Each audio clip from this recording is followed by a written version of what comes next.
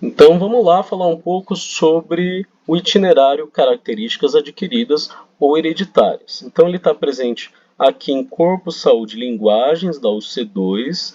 Né? A gente encontra ele aqui no componente 2, características adquiridas ou hereditárias. E também aqui na UC3, Ciência em Ação. Né? Se a gente for olhar o sumário, a gente encontra aqui, ó, componente 2, características adquiridas ou hereditárias. Né? Então, quando a gente olha para o percurso integrador desse itinerário, temos aqui a curadoria como destaque. Tá? E é interessante a gente pensar na curadoria porque isso é uma coisa que está se tornando cada vez mais importante. Então, diferente de, eu diria até que 15 anos atrás, né, a informação ela não era amplamente acessível. Você precisava ter um ensino superior, você precisava estar incluído em alguns grupos sociais, ir a uma biblioteca para ter acesso ao conhecimento. Hoje em dia, todo mundo tem um notebook, tem um smartphone, muita gente não consegue viver sem um smartphone. Né? E então a informação ela se encontra não mais nesses espaços, mas na rede. Né? Então está na nuvem e você tem acesso a isso, né? Desde que você queira ter acesso. Né? E, bom, hoje é a era da informação. E, na verdade, a gente tem um excesso de informação. A gente é bombardeado o tempo inteiro com informações. E algumas até falsas, polêmicas. Nem sempre o objetivo da informação é informar. Às vezes o objetivo da informação é conseguir um like, é chamar atenção. E é importante saber discernir, né, o que é verdade e também do que é importante. Às vezes está cercado de uma série de informações que não são importantes, acabam ocupando muito aí do seu tempo, da sua memória e, bom, cabe a cada ser humano decidir aquilo que é relevante.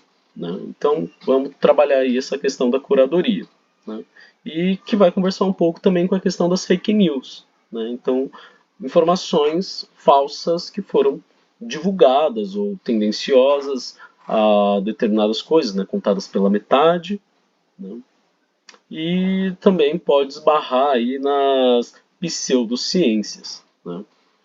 Vamos lembrar também que o itinerário ele tem a função de aprofundar. Né? Então, quem escolheu esse itinerário vai estar aí aprofundando em ciências biológicas, né? E vai trabalhar aí com o aprofundamento da divulgação científica e compreensão da ciência. Né? E por aí, né, para terminar essa primeira parte, esse primeiro parágrafo, eles falam de criar um canal de divulgação.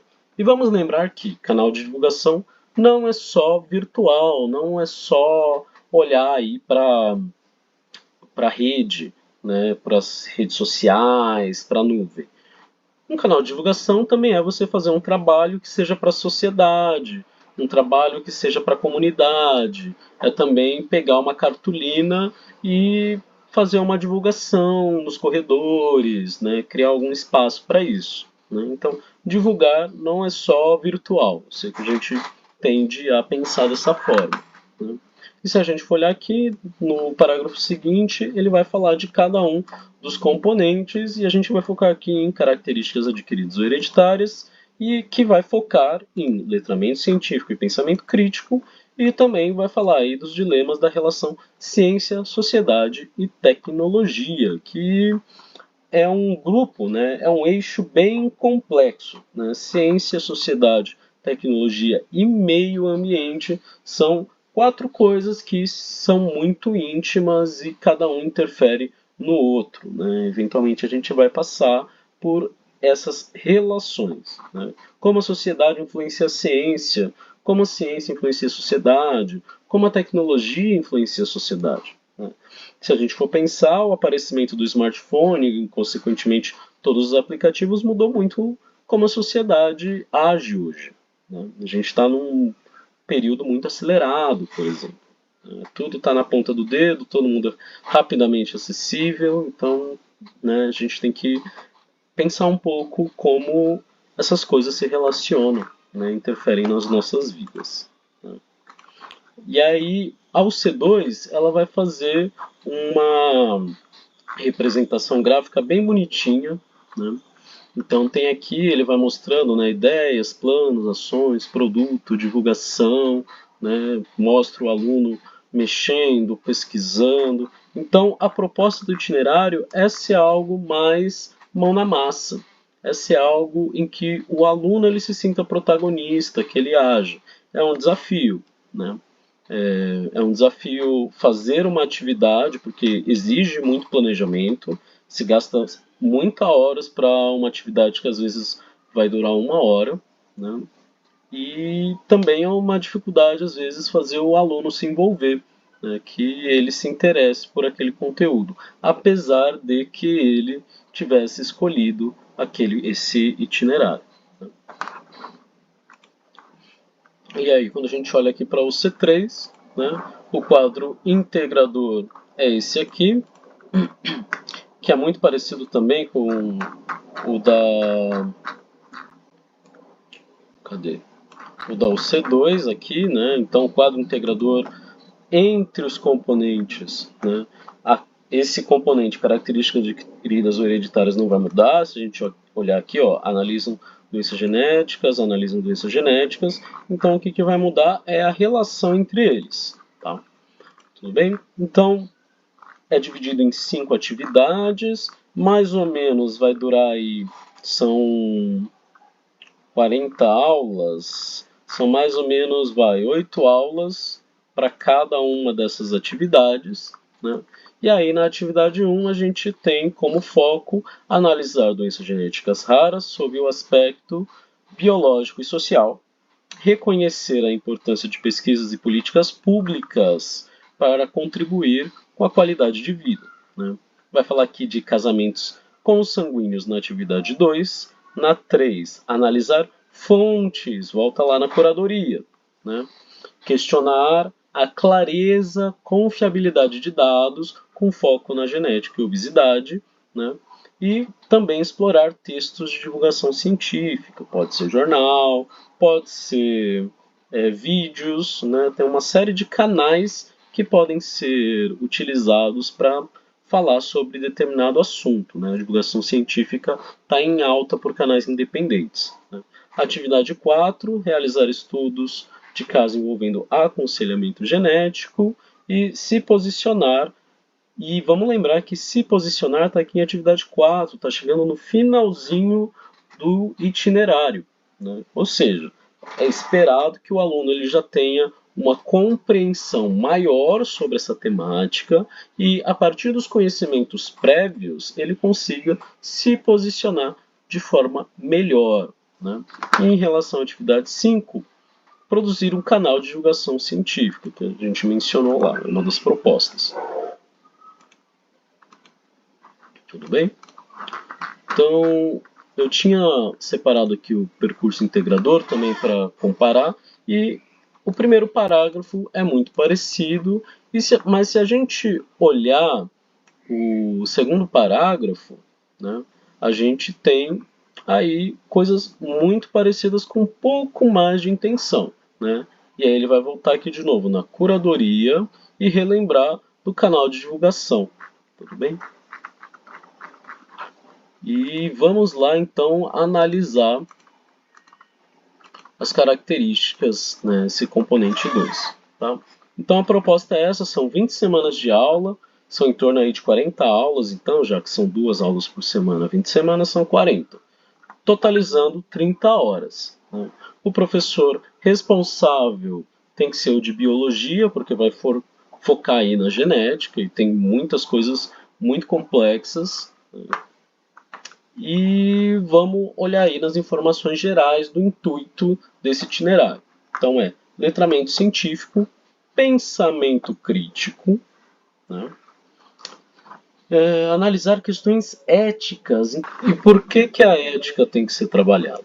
Porque é muito fácil, quando a gente fala de genética, cair no erro, né, de eugenia, né? Inclusive, a eugenia vai ser tema aí do terceiro bimestre, né? Então, terceiro bimestre, nas aulas regulares de biologia, bioética, genética, eugenia são temas a serem trabalhados, tá?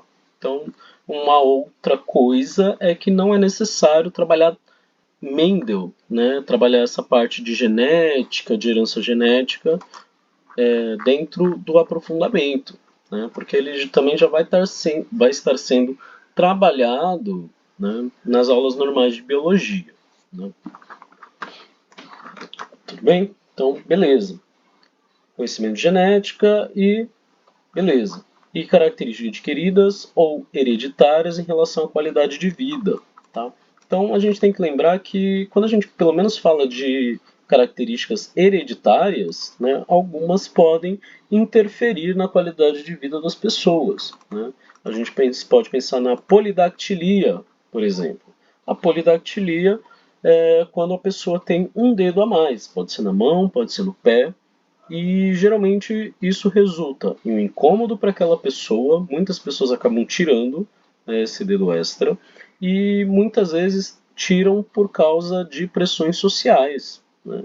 Então acabam passando por situações de conflito com os colegas, sendo incomodadas, e isso não é interessante, né? Bom, um outro aspecto é também, por exemplo, hemofilia, né? Então, pessoas que nascem com hemofilia, né, que têm hemofilia, elas têm uma maior dificuldade de estancar o sangue, né? Então, isso resulta em uma maior probabilidade de perder muito sangue em um acidente, né? Então, são pessoas que elas precisam estar também conscientes sobre sua condição genética para também poder estar aí podendo cuidar da própria saúde, né, e também conhecer como seguir, né, para quem eu preciso, de quem eu posso pedir auxílio, né?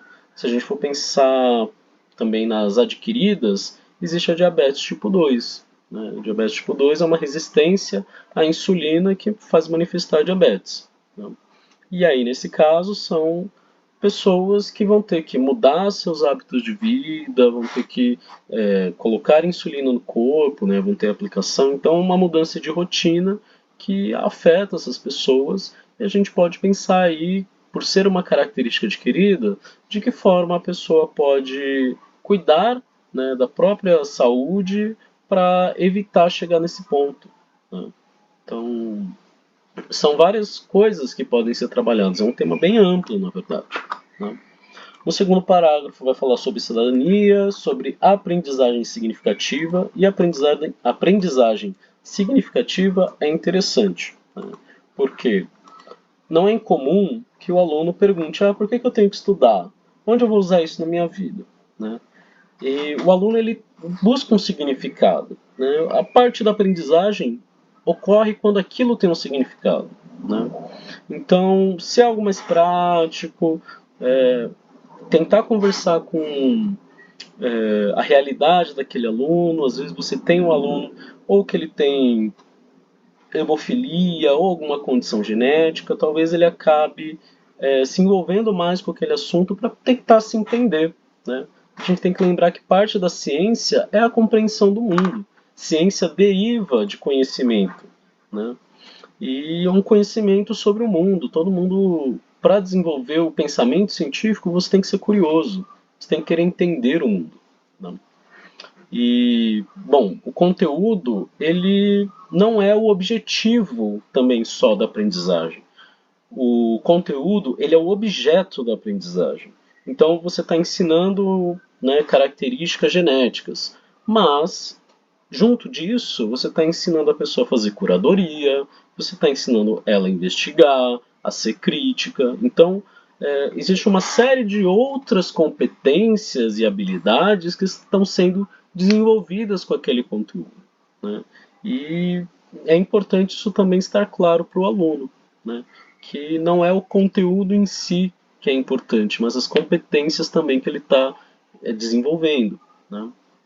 E a gente pode falar da empatia, né, se está fazendo trabalho em grupo, do trabalho em grupo, de trabalhar com pessoas com diferenças, né, em relação a você, e por aí vai. Né? E aí, beleza, conteúdos científicos, né, mutação genética, características adquiridas, aconselhamento genético que é polêmico e planejamento familiar nos seus contextos sociais. Né? E por fim, vamos lá, investigação científica, processos criativos, mediação, intervenção sociocultural, mediação e intervenção sociocultural. Mediação pode até ser trabalhado nas próprias aulas, né? Às vezes com trabalhos em equipe, né? Mas intervenção sociocultural é esperado que ela acabe se manifestando mais lá na quinta semana, na quinta atividade, porque vai ser o momento de botar a mão na massa e exibir o trabalho, né, final. Tá? E aí as competências gerais da educação básica, que é a 1, 2, 4, 7 9, que são essas daqui, eu peguei do Estadão, né, conhecimento, pensamento científico, comunicação, argumentação. Né? Essas quatro, elas são muito facilmente utilizadas, sempre que você está trabalhando com ciência, isso aí está permeando, então não tem muita dificuldade. É importante pensar na 9. Né? Então, empatia não é uma coisa que exatamente está no nosso controle. A gente não pode controlar uma pessoa e fazer ela ter empatia. Né? Isso é algo que vem daquela pessoa. É possível trabalhar a sensibilização, inclusive com atividades, né? Mas é um desafio. Né? E a cooperação, ela também é um desafio. Às vezes os alunos eles têm rixas, têm dificuldades, então a cooperação ela é uma habilidade que também é um pouco difícil de trabalhar. Então, se eu tivesse que sugerir alguma coisa, trabalhar mais essa habilidade 9. Tá? Empatia e cooperação são coisas muito difíceis de desenvolver e, bom, quanto mais gente estiver trabalhando com elas, melhor para desenvolver aquilo para os alunos. Né? Beleza, aí vamos lá. No terceiro parágrafo, temas sensíveis como doenças, né, temas sensíveis eu vou destacar. Então, doenças genéticas raras, obesidade, aconselhamento genético vão ser tratados e por isso, né, por serem temas sensíveis, é importante lembrar da questão da empatia, do respeito e valorização da diversidade durante a disciplina. Né? É possível que falando de obesidade surja alguma piadinha e isso não é interessante se a gente está pensando em ética, em empatia, em cidadania, né? Porque isso acaba levando ao oposto, né? Que é a exclusão de pessoas que são diferentes daquilo que é considerado a norma. Né? E aí, consequentemente, são desumanizadas por causa disso. Né? E aí está a importância da bioética também. Tá? Então, bioética, né, tá dentro das habilidades aqui, ó, bioética. Tá? Então, vai ser trabalhado nessa disciplina, assim como na disciplina de biologia. Né? E aí, desenvolver e refletir sobre os próprios valores e expressá-los, né, habilidade de comunicação. Né? E por fim, no último parágrafo, eles mencionam sobre o caderno de anotações, a importância dos registros de autoavaliação, né? Porque a gente vive num período que é muito. A gente está muito focado no digital. Né? Só que tem muito trabalho mostrando que o ato de escrever ele é importante para a aprendizagem também. Né? Então, muitas vezes, quando você está escrevendo, é o momento que você mais aprende. Né? Porque você tem que estar prestando atenção na pessoa, estar focado, então, sem ser distraído por conversas paralelas, destacar o que é importante, porque não dá para você copiar tudo que o professor fala. Né? Nem sempre toda informação está escrita e resumida na lousa. Né? E se ela tiver, o aluno pode simplesmente só copiar. E não é porque você está copiando que você está entendendo aquele assunto. Então, o diálogo, né, a conversa e o aluno conseguir selecionar quais são né, fazer essa curadoria das informações que são importantes, que são relevantes, isso já é o próprio ato de estudar. Né? Então, o itinerário ele vai destacar esse caderno de anotações. Inclusive tem outros itinerários que vão falar de diário de bordo, né, para trabalhar durante o itinerário. E aí, por fim, tem as habilidades a serem aprofundadas, né? Então, resultados, realizar previsões, né? A capacidade científica com relação à probabilidade e incerteza, né? Vamos lembrar que, bom, a ciência ela quer ter a maior probabilidade de prever determinada coisa, né? Mas existem as incertezas, porque o mundo ele não é todo certinho, bonitinho, né? O mundo ele prega peças na gente, né? Então é importante o aluno também entender que faz parte da ciência também errar, né? Ou durante a previsão, né? Aí temos essa parte de comunicar para públicos variados, que é muito interessante porque ajuda o aluno a entender o que ele tá falando, né? Então, quando você aprofunda a ciência, você vai aprender um monte de nomes, né? Que muitas vezes a pessoa não entende de cara. É importante que, se a gente for trabalhar a divulgação científica, a pessoa saiba traduzir esses nomes. Então, mesmo que vá utilizando o vocabulário científico, que faz parte do letramento científico, a pessoa também consiga descrever com clareza, né? Ah, eu vou falar de alelo, né? Ah, é porque o alelo tal, né? Mas tá, o que é um alelo, né? Então, também é um desafio do aluno conseguir colocar nas próprias palavras, né, aquele conteúdo. Então, é uma muito interessante de trabalhar. Interpretar a divulgação científica em diferentes mídias, né, fazer a curadoria das fontes confiáveis. Por que aquela fonte é confiável e essa não? Né? Situações, né, EMC3, CNT 304. Situação controversa, né, em relação à aplicação de conhecimentos da área de ciências da natureza. Tem muita briga, né? Tem muitas questões que vão bater aí na ética que perpassam aí, né, na área da ciência da natureza. Se a gente for pensar em OGM, né, transgênicos, se a gente for pensar em tecnologias de DNA que estão mencionadas aqui, como por exemplo edição de genes em pessoas, você tem uma discussão pronta, né? E aqui temos a última, né, uso indevido de conhecimento da ciência da natureza, para justificar discriminação, segregação, privação de direitos individuais e coletivos, sociais e históricos, né? E fala um pouco de promover a equidade. E vamos lembrar que não é igualdade, né? Atualizou o termo, virou equidade agora, tá?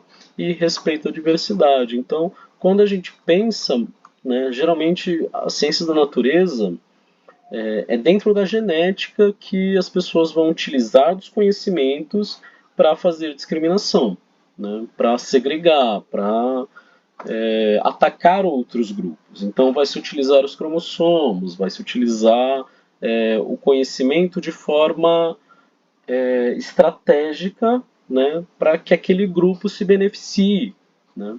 Então,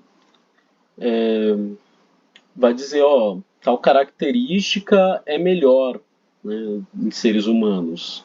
E aí vai dizer que por essa característica ser melhor, aquela pessoa tem que se reproduzir mais. E aí isso cai na eugenia, por exemplo. Então, tem várias nuances, tem várias discussões, um ambiente bem complexo e complicado, né? Investigar e analisar a situação, problema e variável, que é típico da ciência, né? Fontes confiáveis, né? Curadoria, posicionamento e citar as fontes, né? Isso aqui é muito difícil de trabalhar, né? O aluno ele muitas vezes não tem a paciência ou a disciplina de observar a fonte que ele está consultando, né? Ele pesquisa no Google, ele nem vê qual é o site que o Google está tirando a informação, porque hoje em dia o Google ele já vem com umas perguntas prontas, ele já mostra um texto, né? Você nem entra no site para saber qual é, né? Então isso aqui talvez seja algo para pegar um pouquinho mais no pé, né? Propor e testar soluções éticas, estéticas, criativas e inovadoras. Vamos lembrar que pelo menos a OC3 ela está mergulhada num contexto mais prático, de botar a mão na massa, de criar algum protótipo mesmo, né, para ajudar pessoas aí que têm, por exemplo, dificuldades motoras, né, uma bibliografia ampla dessas coisas, né? E muitas delas, inclusive, são utilizáveis para pessoas que não têm nenhuma dificuldade motora, né? Então, é interessante como essa inovação ela também ela ajuda ambos os lados, né? Identificar e explicar questões socioculturais e ambientais relacionadas a fenômenos biológicos, né? Relativamente tranquilo, desenvolver e mobilizar intencionalmente conhecimentos, né? E eu destaco esse intencionalmente. Então, muitas vezes, será que eu consigo dar cor? Ah, pode ser. Então, muitas vezes a gente não mobiliza de forma intencional, né? O conhecimento ele vem e é uma coisa solta, né? Quando você mobiliza intencionalmente, quando você faz a conexão entre os assuntos, né, de forma intencional e enxerga aquilo, você está se tornando, se apropriando, né, daquele conhecimento de fato. Então, o intencional ele é uma palavra interessante aqui, né? E, bom, ele vai ir para a parte de propor ações individuais, intervenção de problemas socioculturais, então entra também a criatividade na hora de você pensar no intencional, né? Como é que uma coisa que eu estou estudando na escola é aplicável na sociedade? É um desafio também, não é exatamente fácil aplicar isso, né? Então, gente, essa daqui é a análise do mapa, né, desse itinerário e, bom, a gente vai dar uma olhada aí nas outras aulas e ver o que é possível fazer aí nessa primeira semana.